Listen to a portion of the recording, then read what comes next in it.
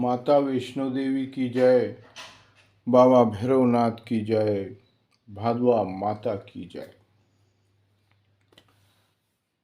चार भुजा नाथ श्री कृष्ण भगवान की जय। यशोधन ज्ञान सागर चैनल आपका स्वागत करता है। मेरे बड़े बुजुर्गों, माताओं, आपको प्रणाम। मेरे भाइयों बहनों, आपको प्रणाम। मेरे नौजवान साथियों, आपको प्रणाम। यह आचार्य सुरेश्वर नंद महाराज आप सभी को प्रणाम करता है। यह श्रीमद् भागवत कथा पंडित आचार्य सुरेश्वर नंद जी महाराज के मुखार बिंद से श्रावण मास में प्रारंभ। संपर्क सूत्र 9425368386 पर यह कथा आपके सामने पटल पर आज मैं प्रारंभ करता हूँ। जो पूर्व से चली आ रही है उसको मैं आज पुनः जहाँ कल यह कथा विराम करी थी वहीं से प्रारंभ करता हूँ। और इस कथा को जो घर में भक्त सुनता है तो उसका घर स्वर्ग बन जाता है। उसके घर से नाना प्रकार की बीमारियां समाप्त हो जाती है। उसके घर से क्लेश समाप्त हो जाता है। उसके घर में मांगलिक कार्य होने लगते हैं। उसके घर के अंदर धन का आगमन लक्ष्मी माता स्वयं आकर के बैठती है। यह श्रीमद् भागवत कथा का बहुत ही बड़ा महत्व है। और यह घर के अंदर जो इस कथा को सुनते हैं तो उनके तो वारे न्यारे ही हो जाते हैं, ऐसा श्रीमद् भागवत कथा में लिखा है। तो चलिए आइए अब कथा प्रारंभ करने के पहले गुरु जी से प्रार्थना कर लेते हैं। गुरुर्ब्रह्मा गुरुर्विष्णु गुरुर्देव महेश्वर गुरुर्साक्षात् परब्रह्मा गुरुर्साक्षात् परब्रह्मा तस्मै श्री गुरुवे नमः। गुरुदेव को प्रणाम करता हूँ। गुरुदेव आइए व्यासपीठ पर कथा का वक्ता यह श्रीमद् भागवत कथा का वाचन करता हूँ। आप कृपा करें। आपकी कृपा से सभी श्रोता इस भागवत कथा को सुन करके मंत्रमुग्ध हो जाएं और उनके घर में सुख शांति का वातावरण बना रहे और उनके पितृ जो उनको परेशान कर रहे थे वह श्रीमद् भागवत कथा का सार ही सुन करके और उनके घर से चले जावें। यही मैं आपसे प्रार्थना करता हूँ गुरुदेव। चलिए माँ सरस्वती की वंदना कर लेते हैं। माता सरस्वती व्यासपीठ पर जो वक्ता सुरेश्वर नंद महाराज बैठा है और कथा का वाचन करता हूँ तो वह अमृत की तरह बहने लग जावे और अमृत की बूंदें हर घर में गिरे। श्रीमद् भागवत कथा पढ़ने से ही अमृत की समान यह कथा वाचन होने लग जाए और घर में सुनते ही हर प्रकार की बीमारी, रोग, शोक, कलह, भूत पिशाच, पितृ दोष सब समाप्त हो जाए घर के अंदर श्रीमद् भागवत कथा यह सुनते ही। माँ सरस्वती मेरी जिह्वा से ऐसे वाक्य आप निकालिए जिससे हर भक्त को, सुनने वाले को सभी दुखों से मुक्ति मिल जाए और वह सुख के ओर आगे बढ़े। यह मैं आपसे सरस्वती माता प्रार्थना करता हूँ। तो आइए वंदना करते हैं। माँ सरस्वती नमो नमः।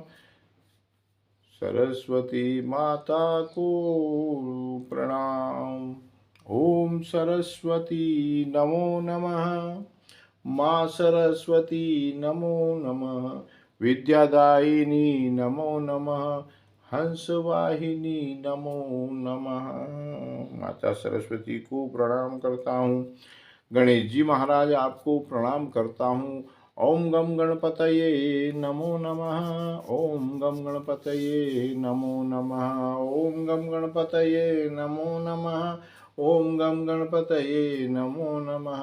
ओम गम गणपतये नमो नमः। गणेश जी महाराज को प्रणाम। गणेश जी महाराज आप सरस्वती माता और लक्ष्मी माता के साथ में सदा विराजमान रहते हैं। आइए इस कथा में आप विराजमान हैं, माता सरस्वती के साथ में विराजमान हैं। कथा में प्रारंभ करता हूँ आपकी आज्ञा से।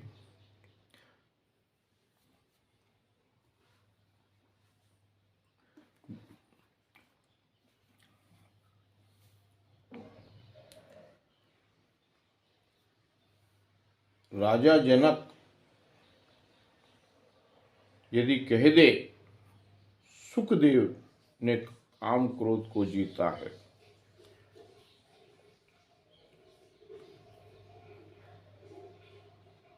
सब जान जाएंगे जनक महाराज बड़े प्रतापी सदग्रस्त संत हैं। सज्जनों, सुखदेव 4 अंगुल की लंगोटी भी अपने शरीर पर नहीं पहने हैं। दिगंबर हैं, 16 वर्ष की उनकी उम्र है। चौड़ा वक्ष स्थल है, लंबी भुजाएं। जनक महाराज के द्वार पर पहुंच गए। व्यास जी ने समाचार पहुंचा दिया, मेरे पुत्र आ रहा है, इसकी परीक्षा ले लेना।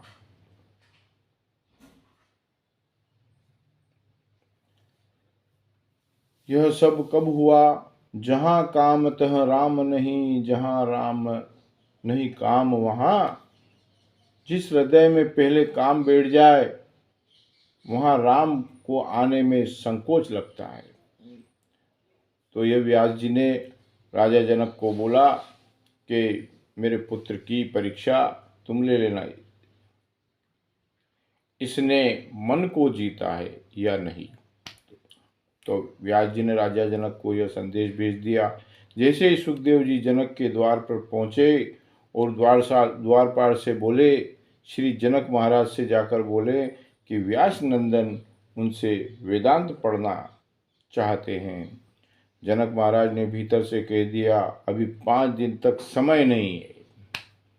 अंदर से ही क्या खबर आती है कि अभी 5 दिन तक समय नहीं है, द्वार पर खड़े रहें। यह आज्ञा राजा जनक ने व्यास नंदन को दे दी, सुखदेव महाराज को दे दी। ऐसे विचित्र संत 5 दिन तक द्वार पर खड़े रहे। अब ये सुखदेव महाराज बहुत विचित्र हैं, बहुत ही अडिग स्वभाव के। जो कह दिया उसकी आज्ञा का पूरा पालन करना। तो सुखदेव जी महाराज 5 दिन तक बिल्कुल खड़े हैं उनके द्वार पर, जरा भी क्रोध नहीं आया। अब सुखदेव जी महाराज कितना मन मार के 5 दिन तक उनके द्वार पर खड़े रहे, क्योंकि उनको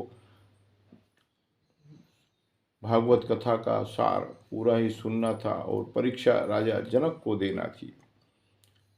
विषम परिस्थितियों को भी मुस्कुरा कर निकाल देवे, वही तो संत है। देखिए, संत को हर प्रकार से संयम रखना पड़ता है। व्यासपीठ पर बैठने वाला और उसको समझने वाला और दीक्षा लेने वाला, गुरुदेव की दीक्षा जो लेता है उसको बहुत मन मारना पड़ता है। गुरुदेव ने एकलव्य से अंगूठा मान लिया। दान में गुरुदेव ने एकलव्य से अपना अंगूठा ही मांग लिया था, तो दे दिया था। तो इस प्रकार से गुरुदेव की आज्ञा पहले संतों की आज्ञा को कोई काटता नहीं था। जनक महाराज ने अपने सैनिकों से कहा, जाओ, सुखदेव के चेहरे पर जरा भी क्रोध की मुद्रा दिखाई दे तो उनको वापस कर दो। अब परीक्षा लेने के लिए राजा जनक ने सुखदेव जी महाराज को, व्यास नंदन को बाहर 5 दिन के लिए खड़ा किया, लेकिन सुखदेव जी महाराज को तनिक भी मस्तक पर कोई सल नहीं आया। राजा जनक ने अपने सहयोगी सेनापति को भेजा और बोला कि उसके चेहरे पर अगर कोई चिंता की लकीर हो तो उसको वापस कर देना। सैनिक आकर बोले, महाराज ऐसा संत हमने कभी नहीं देखा। अब सैनिक क्या बोलते हैं, उन्होंने उसको देखा सुखदेव महाराज को, तो उनके तो कोई फर्क ही नहीं पड़ा। जब उनके शरीर पर ही एक लंगोटी 4 उंगल की नहीं है तो उनको कहाँ फर्क पड़ना है। वो तो आराम से मुस्कुरा रहे हैं। तो सैनिकों ने वापस राजा जनक से बोला कि महाराज हमने ऐसा संत कभी नहीं देखा। 5 दिन पहले जो मुंह की आकृति थी उस वही आज है। जनक महाराज रोने लगे, मैंने संत का अपराध किया। अब जनक महाराज रोने इसलिए लगे, व्यास जी ने बोला था परीक्षा लेना तो परीक्षा ले ली, गेट पर उनको खड़े करके 5 दिन तक खड़े रहो। फिर उनको दुख हुआ जनक महाराज को, ऐसे संत को मैंने एक बहुत बड़ी सजा दी जो बहुत गलत है, बहुत बड़ा अपराध किया, भारी अपराध किया, लेकिन मैं अब क्या कर सकता। द्वार पर गए, बोले आइए पधारिए। सुखदेव जी ने कहा, मैं व्यास जी का पुत्र सुखदेव हूँ, आपसे वेदांत पढ़ना चाहता हूँ। कितने भोले बन करके और बोल रहे हैं राजा जनक से सूत जी, जबकि सूत जी को मालूम है कि मेरे पिता ने इनके यहाँ भेजा है, फिर भी ये उनको बोल रहे हैं, बड़े प्रेम से बोल रहे हैं। यही तो श्रीमद् भागवत कथा है, आज्ञा का पालन पूरी तरह करना और उसके ऊपर बखान नहीं करना, सरल स्वभाव में। जनक महाराज ने कहा पधारिए, पढ़ाएंगे, और लोगों को इशारा किया। इन्होंने क्रोध को जीत लिया। राजा जनक ने क्या कहा महाराज को, सुखदेव जी महाराज को, आइए पधारिए और पढ़ाएंगे। लोगों को इसका इशारा किया इन्होंने कि क्रोध नहीं आया इस बालक को तनिक भी। 5 दिन धूप में खड़े रहे, लेकिन जरा भी क्रोध इनको नहीं आया सुखदेव जी महाराज को। अंतपुर के द्वार पर सुखदेव को बिठा दिया। अब देखो कितना सम्मान किया। अंतपुर के द्वार पर सुखदेव को बिठा दिया। जनक चले गए, एक से एक सुंदरी आई। अब देखो परीक्षा उनकी चालू है। उनको अंतपुर के द्वार पर सुखदेव को बिठा दिया। जनक चले गए, राजा जनक चले गए, इनकी परीक्षा चालू है सुखदेव जी महाराज की। एक से एक सुंदरी आई, सबने सुखदेव को घेर लिया। अब सुंदरियां भेज दी राजा जनक ने परीक्षा लेने के लिए। कोई उन्हें चंवर डुला रहा है तो कोई उन्हें तांबुल समर्पित करती है। एक सुंदरी सुखदेव का अतिरिक्त, एक सुंदरी क्या करती है देखो आप, एक सुंदरी सुखदेव का आलिंगन करके बैठ गई, परंतु आदरणीय सुखदेव जी के चेहरे पर जरा भी विकार नहीं आया, विचलित नहीं हुए, और किसी भी प्रकार का उनमें प्रेम मोह नहीं आया, कोई विकृति उनके चेहरे पर नहीं आई। जनक राजा आकर साष्टांग उनके चरणों में लेट गए। अब राजा जनक ने ये सब कुछ दृष्टांत देखा तो राजा जनक अचंभित हो गए कि ये बहुत ही ब्रह्मचारी बालक है, ये कोई देव शक्ति है। तो राजा जनक ने साष्टांग उनके चरणों में लेट गए और मुझे क्षमा करें भगवान। अब भगवत का नाम उनको दे दिया। सुखदेव जी महाराज को राजा जनक ने कहा कि मैंने आपके पिता के कहने में आकर के आपकी परीक्षा पे परीक्षा लेता रहा, लेकिन मैं आपसे क्षमा चाहता हूँ, राजा जनक कहता है सुखदेव जी से, और कहता है हे भगवत, भगवान तुम तो भगवान हो, तुम्हारी परीक्षा मैंने ली, मुझे बहुत बड़ा दुख हुआ, बहुत बड़ा मैंने अपराध किया, आपके पिता का ये आदेश था, इसलिए मैंने ये कृत्य किया, इसलिए ऐसा अपराध मैंने किया है। देखिए, पहले क्या है कि पहले कोई एक गुरु, कोई एक संत दूसरे संत को जो कुछ कह देता था, किसी भी प्रकार की बात कहता तो उस पर बड़ी सख्ती से अमल होता था। तो शक्ति राजा जनक ने अपनाई, तो राजा जनक को भी उसका एहसास हुआ कि ये तो खुद ही भगवान है, भगवान की परीक्षा मैंने ले ली। सुखदेव जी महाराज की परीक्षा ले ली, तो सुखदेव जी महाराज ने भी परीक्षा दे दी। ऐसा नहीं है कि सुखदेव जी महाराज ने कह दिया हाँ मैं तो सब जानता हूँ, क्या लेना है पूछो मेरे से, अगर ऐसे कह देते वो, लेकिन नहीं कहा उन्होंने कहा कि बिल्कुल मैं सहर्ष वो जनक महाराज को प्रणाम करके और परीक्षा देने को तैयार हो गए। और सुखदेव जी महाराज ने परीक्षा दी, और परीक्षा में वह तनिक भी विचलित नहीं हुए, तो क्षमा मांग ली राजा जनक ने कि और आपको क्या वेदांत पढ़ाऊं। अब राजा जनक कहते हैं कि जो साष्टांग स्वयं प्रभु हैं,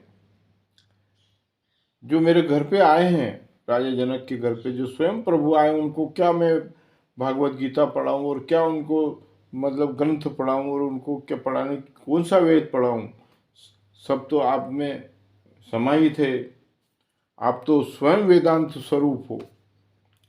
राजा जनक बोलते हैं आप तो वेदांत के सशक्त हस्ताक्षर हैं, स्वयं ही तो आप वेदांत हैं और स्वयं ही सशक्त, स्वयं हस्ताक्षर हैं आप तो प्रभु, आपको क्या पढ़ो। जन जन में प्रचार कर दिया, राजा जनक ने जन जन में प्रचार कर दिया, काम क्रोध दोनों को जीता है आचार्य सुखदेव जी ने।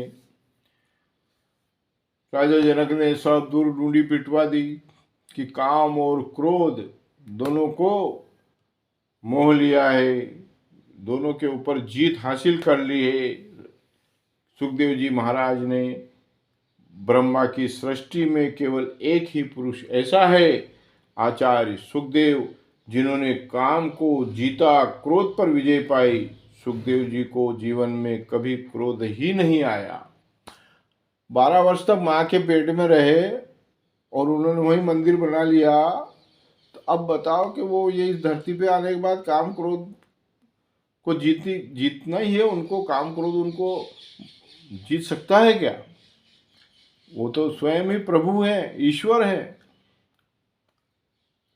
उनके जिसके शरीर पर एक लंगोटी नहीं, वो कितना महान है।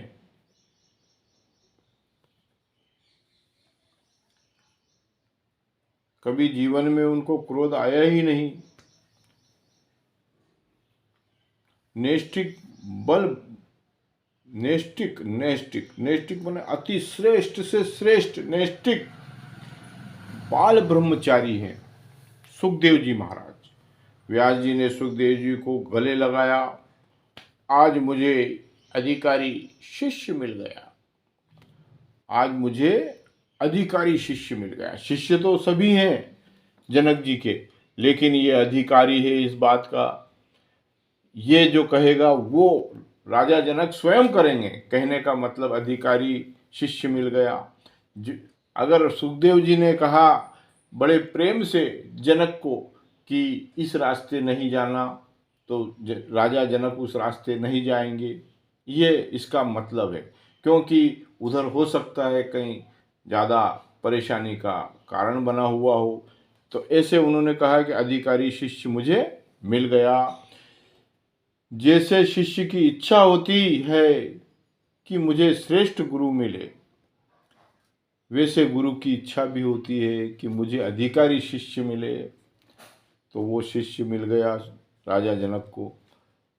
वाल्मीकि जी रामायण में वर्णन आता है, अगस्त्य मुनि के शिष्य थे सुतीक्षण जी। अब वाल्मीकि जी की रामायण में भी देखिए वर्णन आता है, अगस्त्य मुनि के शिष्य थे सुतीक्षण।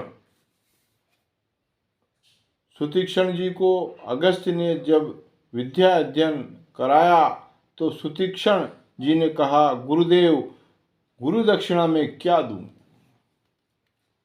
अब देखो, सुतीक्षण जी जो शिष्य थे, उन्होंने वाल्मीकि जी से पूछा कि गुरुदेव, दक्षिणा में क्या दूं? तो अगस्त्य मुनि ने सुतीक्षण को अंक में भरकर कहा, बेटा, यदि मुझे गुरु दक्षिणा देना चाहते हो तो तुम मुझे राम के दर्शन करवा दो।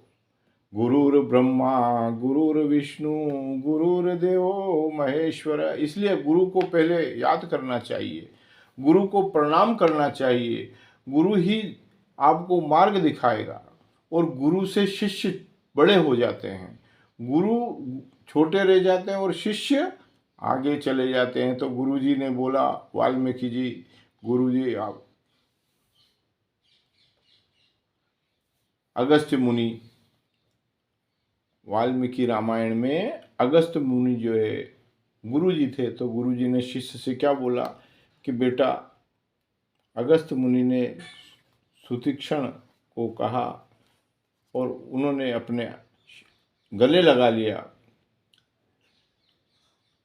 सुतीक्षण शिष्य को, यदि मुझे गुरु दक्षिणा में कुछ देर, कितनी बड़ी बात कही गुरु जी ने। आप देखिए कि अगर मुझे गुरु दक्षिणा देना है सुतीक्षण, तो मुझे श्री राम के दर्शन करा दो।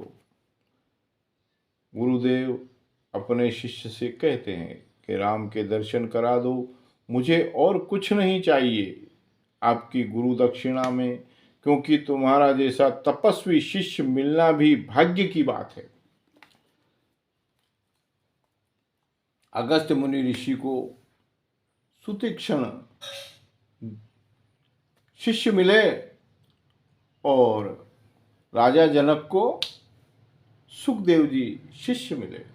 तो स्वयं प्रभु ही आ गए, तो फिर अब गुरु को तो पैरों में झुकना ही है, गुरु को तो मानना ही पड़ेगा ना भाई। जब ईश्वर ही आ गए शिष्य के रूप में, इतनी शक्ति पहले शिष्यों में होती थी। शिष्य और बिल्कुल सरल स्वभाव के होते, शिष्य बिल्कुल सरल स्वभाव, न घमंड, न किसी प्रकार का कोई शरीर में आक्रोश, न कुछ उनके शरीर में किसी प्रकार की हलचल।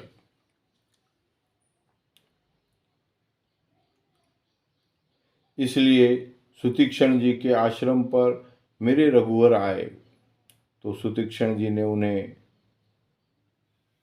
अगस्त्य मुनि के आश्रम पर ले जाकर गुरुदेव के प्रभु श्री राम के दर्शन कराए। अब देखो शिष्य ने क्या किया। शिष्य ने राम जी के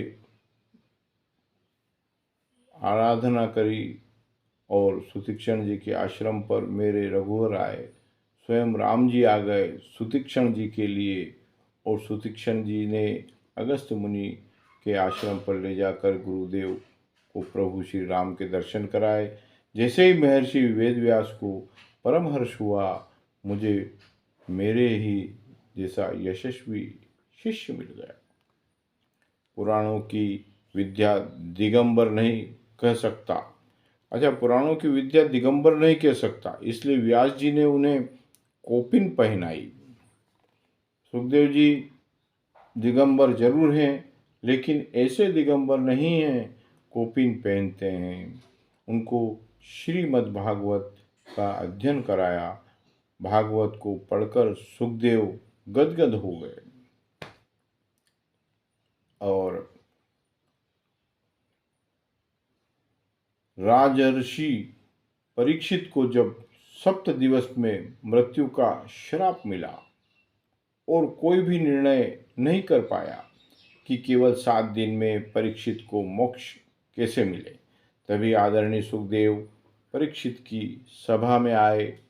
ऐसे भागवत सुनाई। सज्जनों, परीक्षित की 7वें दिन परीक्षित के लिए विमान आ गया और परीक्षित वैकुंठ को चले गए। परीक्षित को 7 दिन के अंदर श्राप मिला था कि मैं इसको 7 दिन में मृत्यु होना। राजर्षि परीक्षित को जब सप्त दिवस में मृत्यु का श्राप मिला तो अब उसको 7 दिन निकालना भारी पड़ गए राजऋषि को। तो उन्होंने सुखदेव को परीक्षित की सभा में बुलाया। सुखदेव महाराज परीक्षित की सभा में गए और ऐसी भागवत सुनाई कि सज्जनों, परीक्षित के लिए 7वें दिन परीक्षित के लिए वहाँ से ऊपर से विमान आया और परीक्षित वैकुंठ धाम चले गए। शौनकादिक ऋषियों ने पूछा, ये परीक्षित कौन? अब शौनकादिक ऋषियों का क्या है, पूछना है, वेद व्यास जी से पूछना है कि ये परीक्षित क्या भला है भैया, जिसके पुत्र हैं परीक्षित की, और ये किसके पुत्र हैं? 7 दिन में मरने का श्राप इन्हें क्यों मिला? अब शौनकादिक ऋषि पूछते हैं। तो श्री सूत जी ने कहा, परीक्षित के जन्म के प्रसंग को सुनाना मैं आवश्यक नहीं समझता। अब शौनकादिक ऋषि, देखिए सूत जी महाराज क्या करते हैं। सूत जी महाराज ये आपके सत्यनारायण भगवान की कथा में भी आते हैं। सूत जी, ये यहीं से भागवत गीता का प्रारंभ होता है। सूत जी महाराज ने कहा, परीक्षित के जन्म के प्रसंग को सुनाने में कोई आवश्यक मैं समझता नहीं हूँ, लेकिन सुनाऊंगा, क्योंकि परीक्षित की जन्म कथा से श्री कृष्ण कथा उदय होती है। परीक्षित की जन्म कथा के बाद में ही श्री कृष्ण की कथा उदय हुई और श्री भागवत कथा श्री व्यास जी ने लिखी और फिर उसका वाचन सर्वप्रथम उनके पुत्र सुखदेव ने किया, समझा और सुना। राजा जनक के वहाँ उन्होंने परीक्षा दी और व्यास जी ने यह बड़े प्रेम से सुखदेव महाराज को पूरी भागवत सुनाई। तब से यह कथा बहुत ही प्रचलित हो गई। पूरे ब्रह्मांड में श्रीमद् भागवत कथा का वाचन हुआ और भागवत कथा से ही भगवान श्री कृष्ण स्वयं आते हैं। लेकिन देखिए, भागवत कथा जहाँ चलती है तो एक और बड़ी बात है कि जहाँ भागवत चलती है, जहाँ कथा चलती है, तो सर्वप्रथम आपको भी ज्ञात होगा, नहीं ज्ञात हो तो मैं बताता हूँ कि अगर भागवत जहाँ शुरू हो जाए, जहाँ कथा शुरू हो जाए, तो सर्वप्रथम वहाँ हनुमान जी आते हैं। वहाँ कथा में हनुमान जी आते हैं। हनुमान जी का मकसद यह क्या रहता है कि वहाँ श्री राम का नाम अगर ले लिया तो मैं वहाँ फिर मेरा तो उद्धार होना ही होना है।